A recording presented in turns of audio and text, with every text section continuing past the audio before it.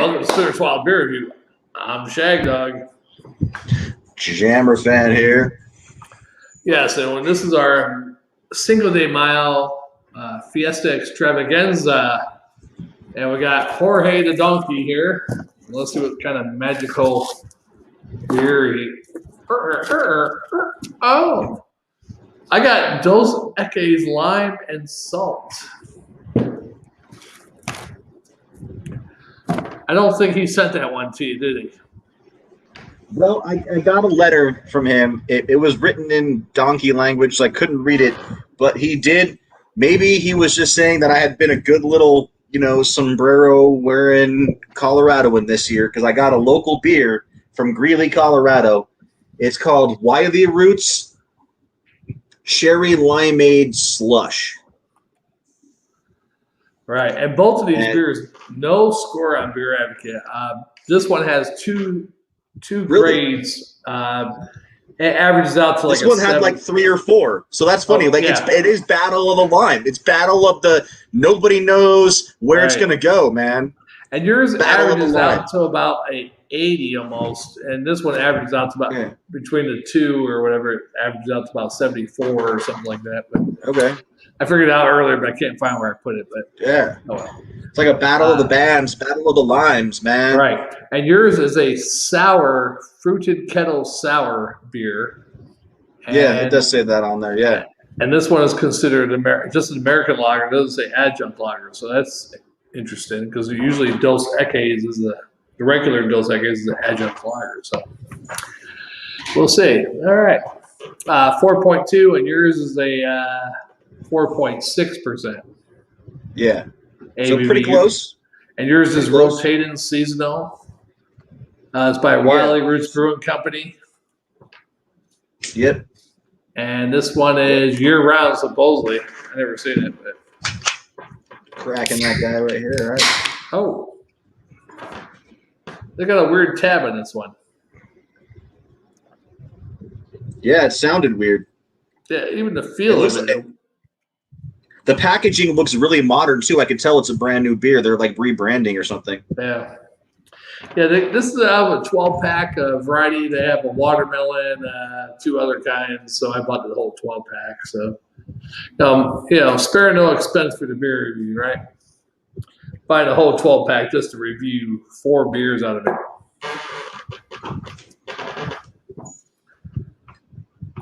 All right, hold it up, man. You go first. You hold yours up. Do the examination.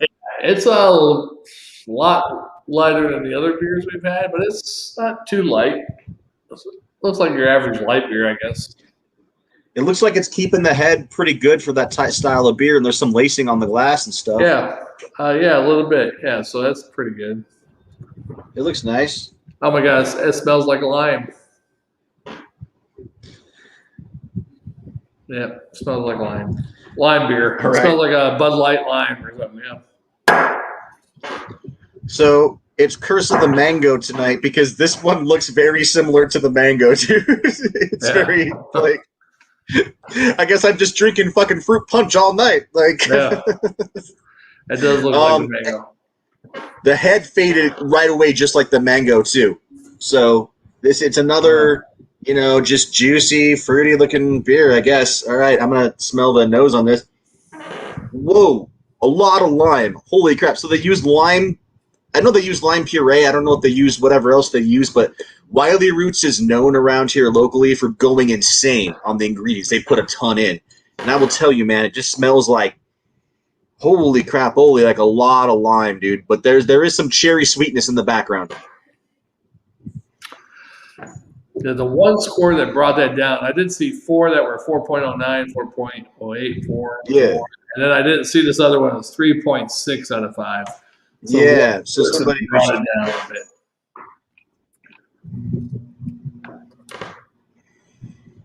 All right. Yeah. Let's dig in. This tastes like a Dos Equis with artificial lime in it. There you go. I'm done. It's the Dos Equis with artificial lime in it. That's what it tastes like. Well, luckily I've got a little more to say about mine because it's a pretty complex beer. I guess if you could even call it a beer, it's a wheat beer and it's a kettle sour. But so on the nose, it's really lime dominant. It actually almost, with the ABV and the lime I get from this, it almost kind of smells like I'm about to drink a Mexican lager. Like really. Wow. And then when I go in on this guy, let me see if trying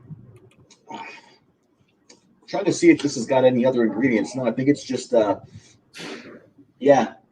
This is just basically a wheat beer with cherry and lime puree. No other fancy tricks or gimmicks or artificial stuff. But on the taste, have you ever heard of those cherry lambic beers, Shagdog? They're a Belgian.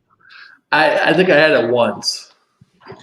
So they're sour beers that are made with cherries, and this tastes like a sessionable summer version of that. This is like what 4.6 we saw in Beer Advocate, so 4.6%. No IBU. There's no hop things.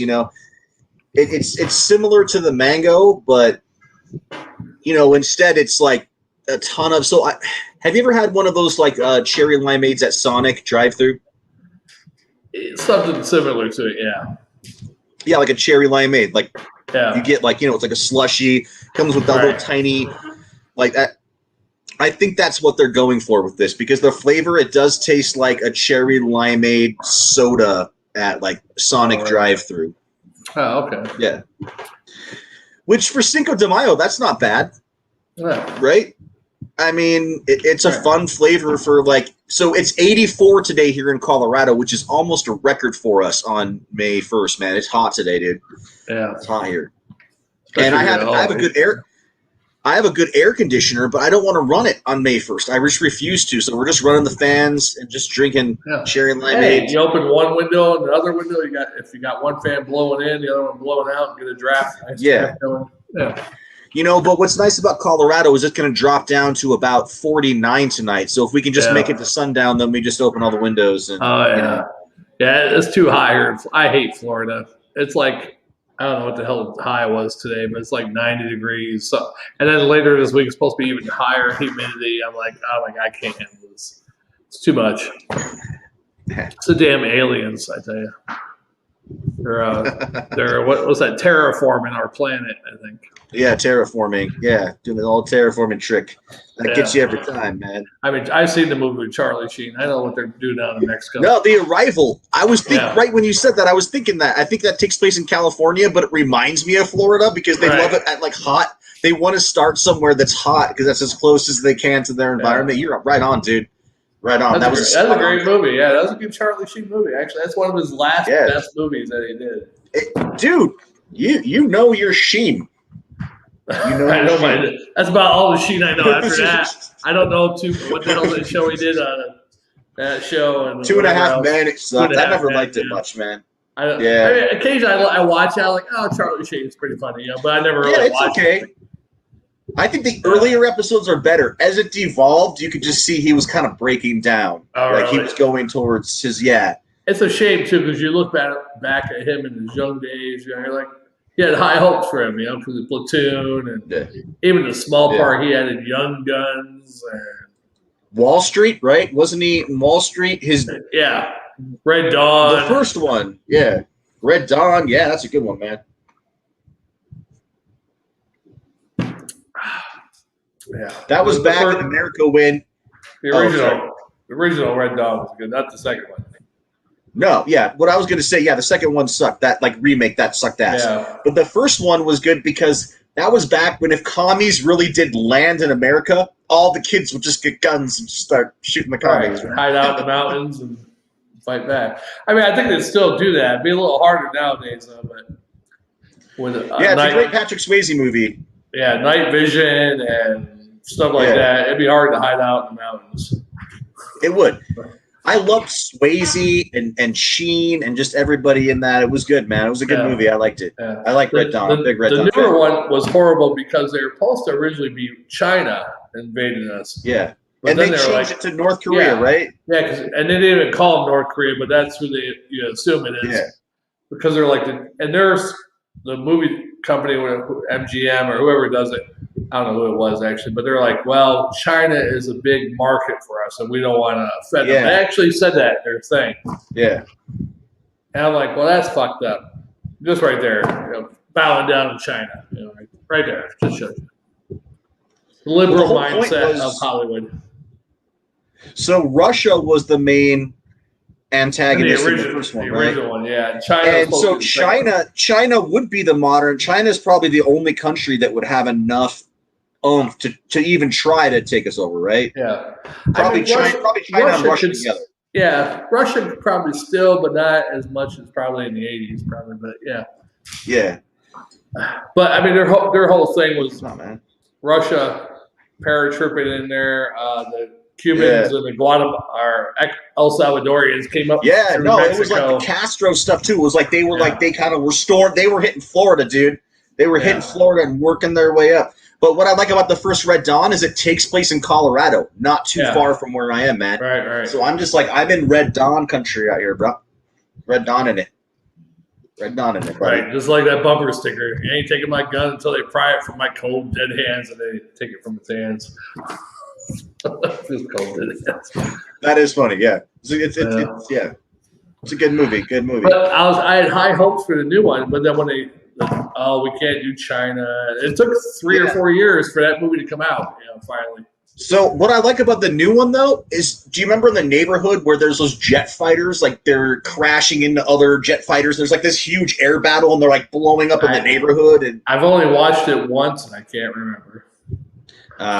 Well, it's got some pretty good action scenes, but honestly, so did the first one, so it's kind of hard to, I'm sure the second one had probably some better action scenes because the first one, you see the girl going like this when the guy was an Air Force pilot ejected out, but you hear the noises and she's just looking up, and then she finds him, and she's like, "What's the capital of Texas?" And he goes, "Austin." She goes, "Wrong, copy, Houston."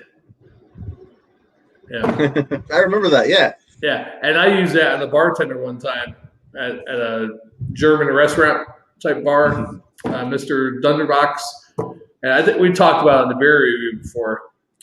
Me, Jammer, another friend of ours, Abel, were in this place, and the bartender was from Bulgaria, and he had an accent. So we're like, "Where are you from?" He said, "Bulgaria." So I said, "What's the capital of Bulgaria?" He said, "Budapest." I said, "Wrong, commie, Houston." And he just looked at me like this, but me, Jammer, and Abel were all laughing. But he's looking at me like, "Huh?" Yeah. Nice. I definitely, dude. I love a good like joke based off Red Dawn. I love Red Dawn. So more power to you. Wrong, commie, Houston. That was great. We're all laughing too. He's just looking at us like, "Huh?" He didn't know what we were talking about. So how's the sessionability of your beer? Like because it's a pretty sessionable one. It's how would you compare it to Bud Light Lime, which is the most popular lime beer on the planet right now? I don't even like Bud Light Lime. You can tell it's like an artificial lime in here. It almost tastes real, but it almost tastes artificial, Is that better or worse than Bud Light Lime? I haven't had a Bud Light Lime in so long I can't remember.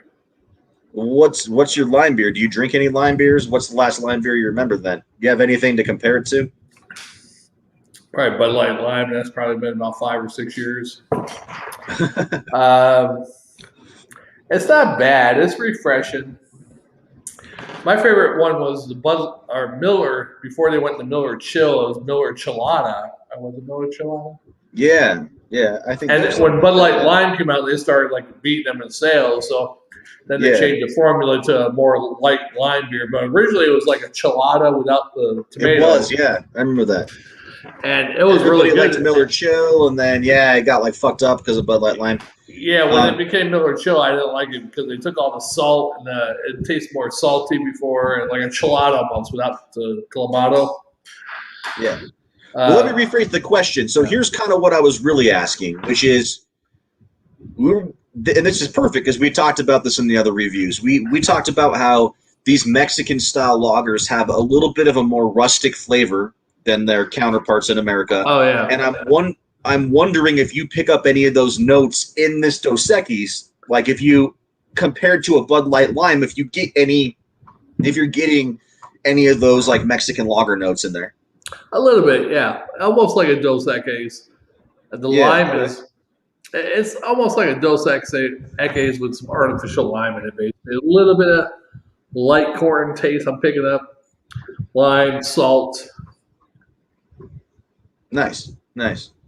Cool, man. So I'm glad there's a little bit of salt flavor in there too, though. So that's great. Yeah, it sounds like it's not, especially with the salt. It sounds like I would probably take that over a Bud Light Lime any day, right? And it does say lime and salt, so yeah, this is almost comparable to the original, not the Miller Chill, but the Miller Chelada. Yeah, the Chelada. Yeah. So definitely better than a Bud Light Lime, then, right? Because the salt and stuff. I would probably drink it more than a Bud Light Lime, yeah. But it is drying on my mouth, actually, surprisingly. So it might not be sessionable. It's the same thing, right? There's a trade-off always, right? Like there's always a trade-off, yeah. All right, so I'll finish up with this guy here. So yeah, this is a funny. It smell like cinnamon now, almost. It's really weird. It's got a lot of just strong. I mean, or maybe like cranberry and cinnamon. So the cherry's kind of melding with the lime now, and it's like juniper and cranberry and black pepper and cherry and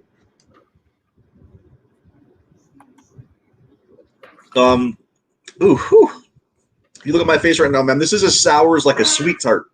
If you eat a sweet tart, you know, like I've seen your face. Chewy sweet. I see Terry Funk getting mad.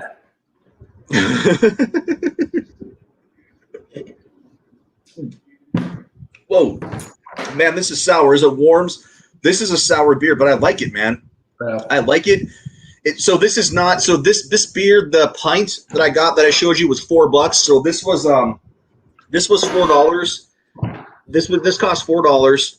It's 4.8%. It's a local beer. It's not too bad. It's not like it's going to break the bank, but it's a little. I think it's $1 more. I think the lime beers are normally $2.99 for a tall boy. You know, so it's like $1 more. But it's as you can see. I mean, it looks like a cherry limeade. It smells like it at first when it's cold, but it's it's an interesting beer, man. Interesting beer. Yeah, it's horrible because, like we said, we bought a couple 24-ounces tonight to do beer reviews. It's hard to do a beer review 24-ounce, and then something like this, I had to buy the whole 12-pack. So there's 4 flavors, and then Dos Equis. And I'm at a grocery store. There's no singles anywhere around here. If I went down towards 25 miles away, I'd probably find some singles, but I wasn't going to drive. So I went to my singles place because I knew I could find some of the stuff. I was like, it was funny. I was listening to your message that you left in my ear, and I was looking at the beer, and I asked the people. I was like, hey, do you guys have any like the mixed Dos Equis packs? You know, the mixed pack, and they don't carry that. So I was just like, all right, I got to go find some singles, and I was able to at least find the Modelo and the Corona and the Modelo Mango. Yeah. And then I wanted 4, though. I wanted a lime one, but they've been getting hit hard because everybody's buying stuff for Cinco de Mayo. All the lime stuff was sold out. I actually think that Bud Light lime was still there. There was a couple. He's mad. Well, I would have got a more Mexican colored one, but these were the only ones left, the blue and purple one. The only ones left. Okay. Oh, I get what you're saying now. So instead of getting, because dude, Bud Light Lime is not a Cinco de Mayo beer, I guess maybe, but it's not. So, and I just thought this, I was just like, Greeley, Colorado is like a very rural, fun, cool place, and they just make crazy beers. And I was just like, okay, this is like, this is going to be better than just getting a Bud Light Lime. I'm glad I did. It was an extra $1, and 4.8%, so it's not like a super heavy beer, Right. That's good. Yeah, I wish I could have shared. Well, see, I got some left. Maybe Jammer later this week can do beer reviews, so I can do some more with him later. Because I got like 4 or 5 more beers to do. So. Well, I do have a New Belgium Mountain Time Lager, which is kind of like my basic stuff I keep here at the house. I'd be happy to re-review that if you want to drink another lager or something. You look like you might be done. What time is it? 7:20 for you. Yeah, I could probably go one more. They got a watermelon. They got a watermelon. They got a. I can't remember the other 2 flavors. I know a watermelon, but I'll figure something to do because I still got a regular Dos Equis, And then I got 3 more of these Dos Equis flavors. I got a Dos Equis Amber. So there's 5 beers. Is that all I got left? Maybe that's all I got left. That might be it. And well, I kind of, my lager's kind of like an amber type style lager, so maybe you should do the Dos Equis Amber. Okay, yeah, I can do that. Yeah. Yeah, it's amber, but it's considered a Vienna lager. Yeah, I think mine's just considered an American adjunct lager, but it does have some of the caramel malts in it that give it like more of a caramel flavor. Yeah. Okay. I'll shoot you the name of it so you can put it in the thing. What? Oh, sweet. I like the chut. Are we doing the outro? Yeah, we gotta do some outro, I guess. Yeah, let's do the outro. Wait, did we rate these or not? I can't remember. I don't think we did. I don't think we did. Yeah, let's rate them real quick. I think give mine a B-, a swallow. I'm gonna give mine a solid B, but definitely just a swallow. I want to give it a swarter, but it gets too sour, man. It's like biting into a sweet tart, but it's cool. Like it tastes like a Sonic drive-in cherry limeade. Props to that, you know. Like I just give that like a solid like above average, you know. I gotta write that name down because I pick up orders from Sonic all the time. It's the same guy that gives me the food all the time. He's like, "I saw you coming." He's on his roller skates. He's like, "I saw you," and I'm gonna say, "Hey, you ever tried this beer? It tastes like your, Yeah, the cherry limeade. Yeah, just throw it out there, man. They did a good job. Props to Wiley Roots. You know, probably can't find Wiley Roots cherry limeade out here. Dude, you can only get that in my neck of the woods, man. It's hard to get. Like even in other places in Colorado, you can't get it. Maybe I'm really close to. Shagdog does the greatest beer run ever. Maybe I'll stop by and get it. Yeah, all right. Maybe yeah, you're doing Colorado and all the way around. Beer run across America, man. I could write songs while I'm going around America. Picking up beer in Colorado. Don't know why I'm just. Yeah. Nothing rhymes in Colorado. Picking up beers in Colorado. Okay. Right on, man. Oh, no, but you just reverse it. You can't rhyme something. I'm in Colorado and I'm picking up beers. Stay golden. Stay golden, motherfucker. My Golden Girl shirt. Stay golden, bitch. Does it say bitch at the bottom? No, but still, stay golden. Are you kidding me? The Golden Girls are the shit. What are you talking about, Shagdog? I think Betty White will fuck you up. Pony Boy was around before the Golden Girls. Stay gold, Pony Boy. Karate Kid, motherfucker. Oh, stay gold. Karate Kid. Hey, you ever see the Saturday Night Live skit? John Lennon. Rob Lowe did a Saturday Night Live skit back in the 90s, and he's like, "Oh, my diary. Oh, I might have said of The Outsiders. Really great cast. Tom Cruise, Patrick Swayze, Matt Dillon, all these people, and this one guy, C. Thomas Howell. This is going to be one really great actor, Pony Boy." That's funny, man. You're a funny guy, Shagdog. Yeah, poor C. Thomas Howell. He should have got better roles, I think. He should. He should have. He should have been in Back to the Future. Actually, that's a good point. Let's take it out, man. Let's take it out. Take it out, Shagdog. All right, Shagdog. Take it out for the people. We want to get to the next one. That last one, man. You got to start that last one as soon as possible before you go to sleep. Let's do it. We're out. See ya.